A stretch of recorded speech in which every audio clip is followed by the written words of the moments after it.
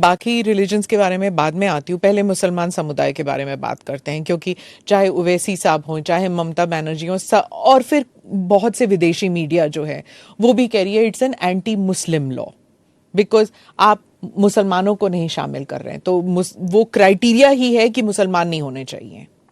ऐसा नहीं है, आप इस लॉ को आइसोलेशन में नहीं दे सकते। इस देश का एक इतिहास है।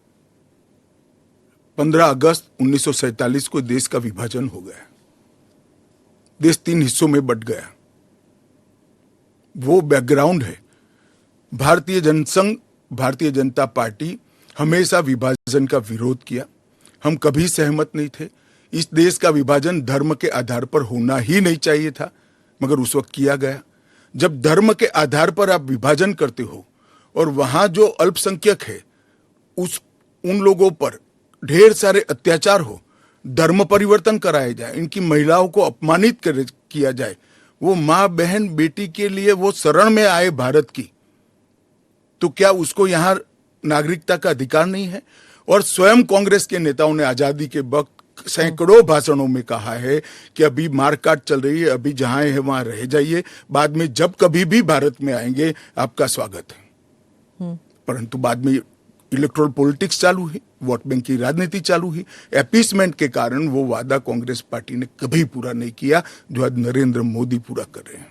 सर, जो बाकी समुदाय, बाकी जो रिलीजन्स हैं, चाहे हिंदूज हैं, जैन हैं, बुद्ध हैं, सिख हैं, उन सबको तो मैं मानती हूँ, ठीक है, देवर रिलीजन्स बॉर्न इन इंडिया। नहीं, आंकड़े पर पारसी और अगर आप पारसी और ईसाइयों को ला सकते हैं, वो जो रिलीजन्स है, they were not born in India, तो अगर आप पारसी और ईसाइयों को ला सकते हैं तो मुसलमानों को क्यों नहीं? देखिए, मुस्लिम आबादी के लिए ही वो हिस्सा आज भारत का भाग नहीं है। वो भूमि इसीलिए दे दी गई थी। फिर तो हर देश से अव्यवस्था से जो आना चाहिए, इसके लिए भारत के दरवाजे खोल लो। भारत कहां बचता है? अखंड भारत के जो लोग हिस्सा थे और जिन पर धार्मिक प्रताड़ना हुई है, उसको शरण देना मैं मानता हूं हमारी नैतिक जिम्मेदारी है और हमारी कॉन्स्टिट्यूशनल रिस्पॉन्सिबिलिटी। और स्मिता जी, आप आंकड़े की गहराई में जाइए। जब विभाजन हुआ तब पाकिस्तान में 23% हिंदू थे, हिंदू और सिख थे। आज 3.7% बच गए। कहां गए सारे?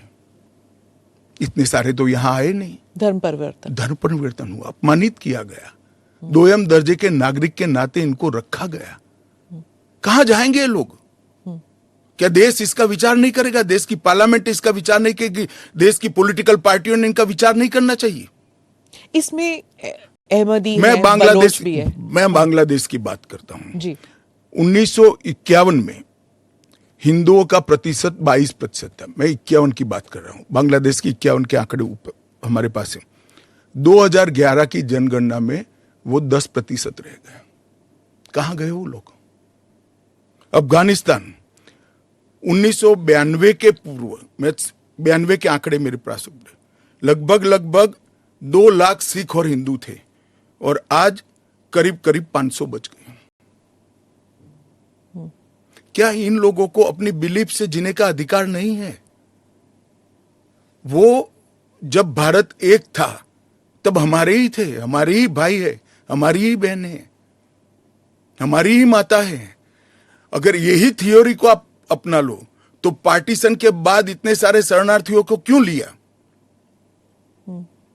उसका भी तर्क नहीं है फिर तो वही मैं पूछूंगी कि आपने कहा कि धर्म के आधार पर दूसरा मुल्क बना, वहां पर शिया और अहमदी, बलोच, ये भी तो प्रताड़ित है वहां पर। देखिए, वो प्रताड़ना आंकड़ों के आधार पर इतनी सिद्ध नहीं की जाती और पूरी दुनिया में ये सारा ब्लॉक मुस्लिम ब्लॉक माना जाता है।